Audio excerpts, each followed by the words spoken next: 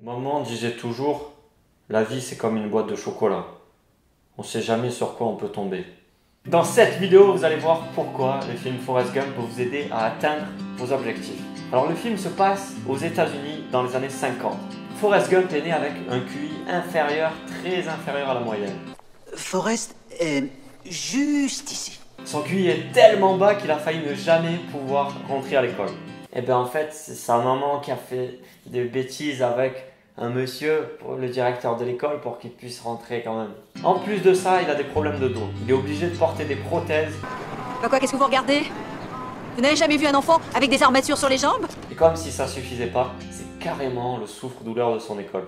Mais un jour banal, où il se fait jeter des pierres dessus par les gamins de son école, il y a son ami qui va lui crier une phrase qui va rester gravée dans sa mémoire. Elle veut le pousser à éviter les gamins qui foncent droit sur lui. Elle se met à crier « Cours, Forrest !» Sans réfléchir, il se met à forcer sur ses genoux. Il force tellement qu'il fait exploser ses prothèses. Cette phrase va complètement changer sa vie. À partir de là, chaque fois qu'il va se déplacer, il va le faire en courant. Je courais toujours pour aller partout. Mais je croyais pas pour autant que ça me mènerait quelque part. Il court toute la journée. Donc forcément, il devient très bon, il se met à courir très vite et il est recruté un peu plus tard dans une équipe universitaire de foot américain. Celui-là, c'est Forrest Gump. C'est juste l'idiot du village. Bon, il comprend rien aux règles. Mais dès qu'il a le ballon, il court tout droit. Il devient champion du monde de foot américain et il obtient son diplôme. C'est pas beau le système scolaire? À mon avis, c'est le plus grand idiot que j'ai jamais vu. Mais qu'est-ce qui court vite? Mais il y a encore un dernier exemple du film que j'aimerais vous raconter. Pendant qu'il est dans l'armée, Forrest rencontre un autre soldat qui va devenir son seul ami pendant tout le service militaire.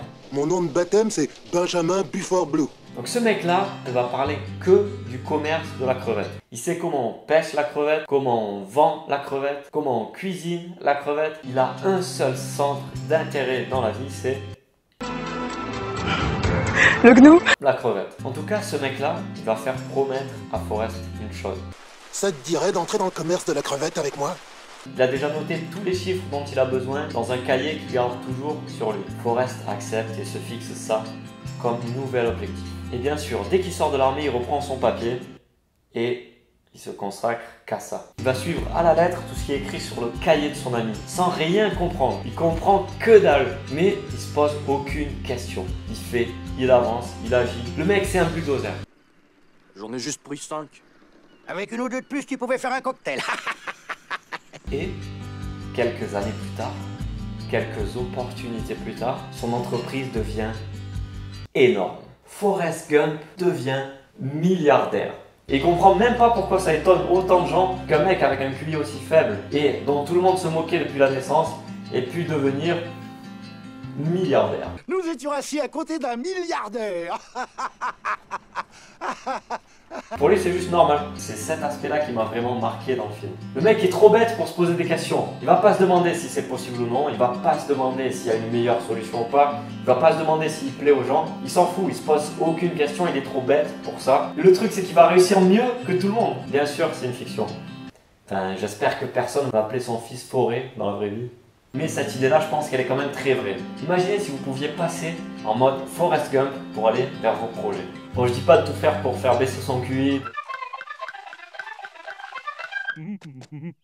Mais par contre, une fois qu'on a vraiment réfléchi à son plan, qu'on a vraiment détaillé les meilleures actions possibles à faire, qu'on a tout ça bien en tête, si on passe en mode action, en mode Forrest Gump, je pense que ça peut faire une différence énorme. Pensez à partager la vidéo et à mettre des j'aime si ça vous a plu. Comme ça, je peux un peu sélectionner le contenu qui vous plaît le plus et aller un peu plus vers ça. Ben voilà, merci beaucoup d'avoir regardé ça.